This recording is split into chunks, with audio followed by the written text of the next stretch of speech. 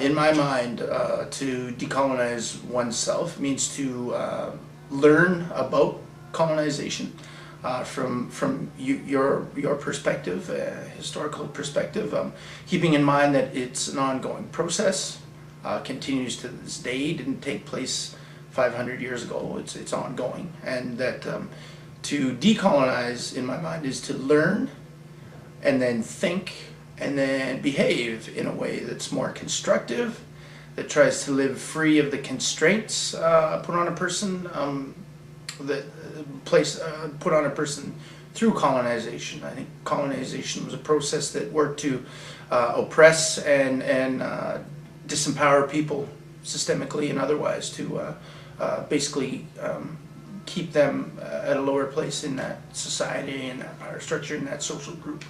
And I just think it's basically, in a nutshell, to think and behave in a different way.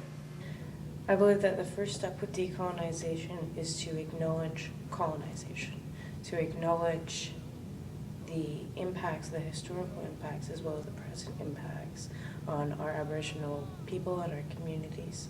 A lot of people think that colonization is over, and that is far from the truth. To acknowledge the past and the present for the future, those are strong acts towards decolonization, decolonizing oneself, decolonizing the communities. We live in a very individualistic society today where that isn't our Aboriginal sense.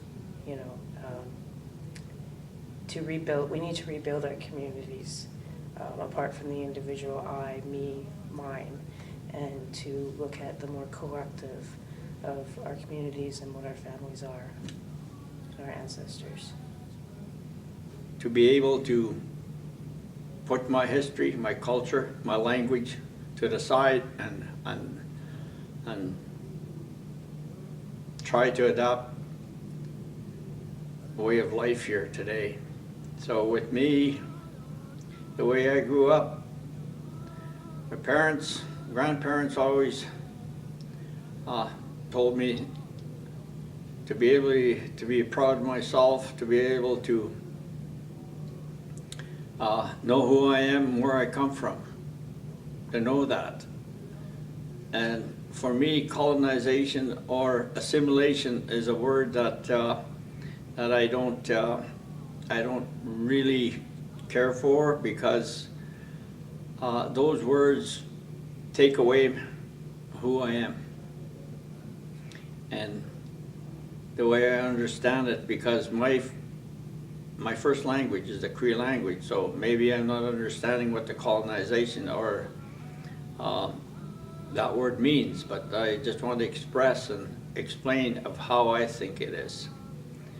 And again, assimilation and colonization is basically the same thing for me, the way I understand it.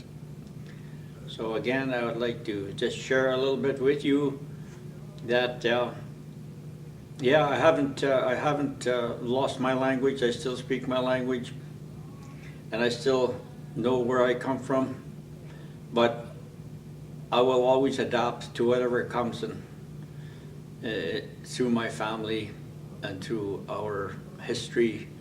We can always adapt. We don't need to change and try to be something that we could never be. So to decolonize oneself, I believe that it means to make right of the wrongs that have been created from colonization.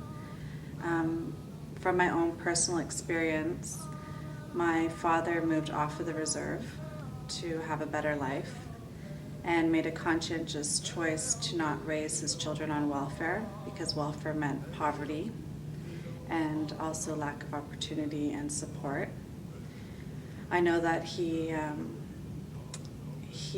felt like he didn't have parental skills because he went to residential school, and but he did the best with what he had, and he takes pride in the fact that I've taken the next generation to another level, a better level, providing my children with more opportunities and a better, happier, healthier life.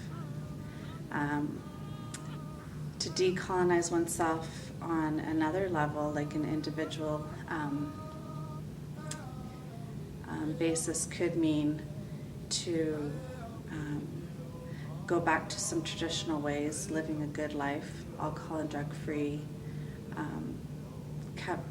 avoiding criminal behaviors, stopping the cycle of incarceration of First Nations people, going and getting an education so you can have a better life, and avoid some of the socioeconomic issues that plague many First Nations. There's probably a lot of other things that could be done to decolonize oneself, such as acknowledging and recognizing some dysfunctional behaviors that have evolved over time due to colonization in the communities and within oneself. Decolonize oneself. I'm actually in the process of decolonizing myself. Up until recently, I was never admitted that I was part First Nations, Métis, and I'm in the process of regaining my heritage. I'm actually going and doing the research, learning where my tribe is coming from. I'm part of Ojibwe and Cree, French on my mother's side as well. So I'm trying to reclaim my history.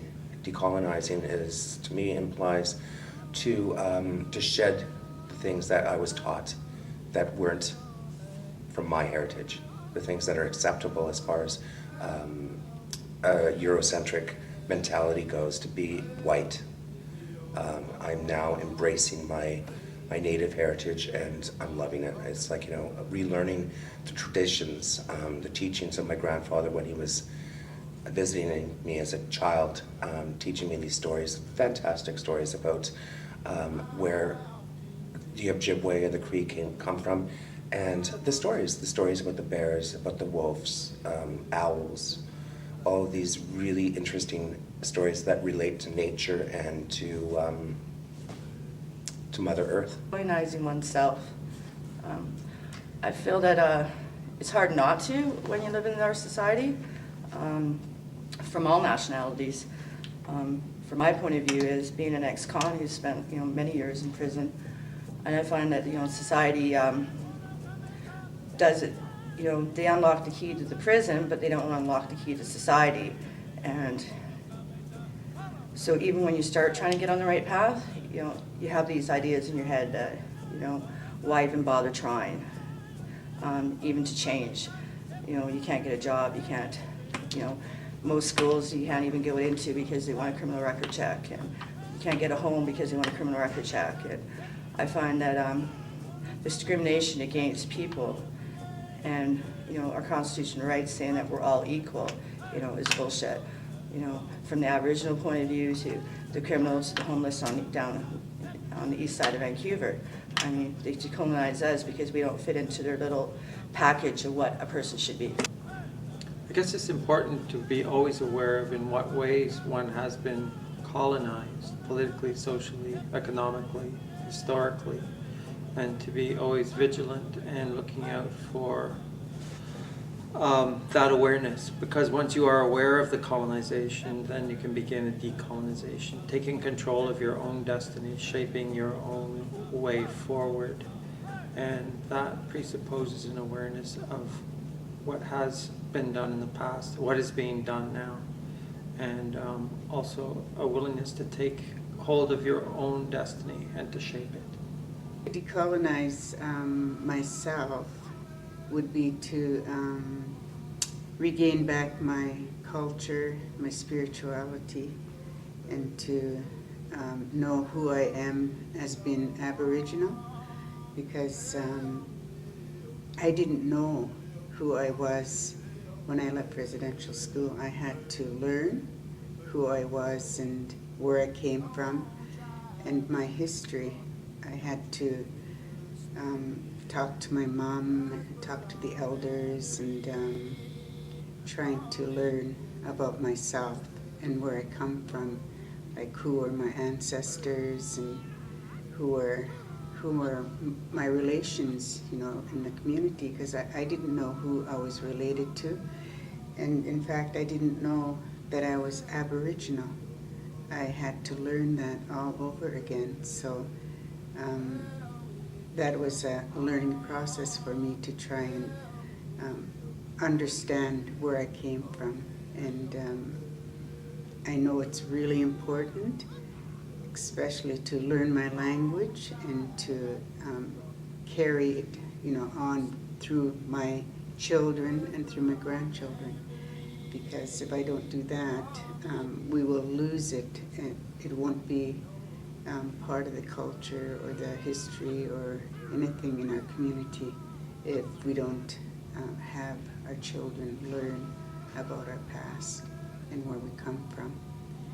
And it was really hard for me to do that because I was so conditioned into being doing what I was taught in residential school, you know, not to learn my language or not to know who I am, and just being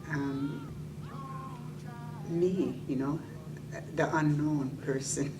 And when I learned about who I was and learned about my culture and my spirituality and my history, it made me proud of who I am today.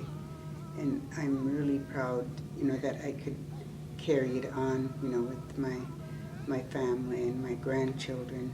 And I even do presentations to communities in regards to the culture and the history of our people, because I think others need to know, you know, who we are and where we come from, because it's such a powerful and very spiritual part of who you are.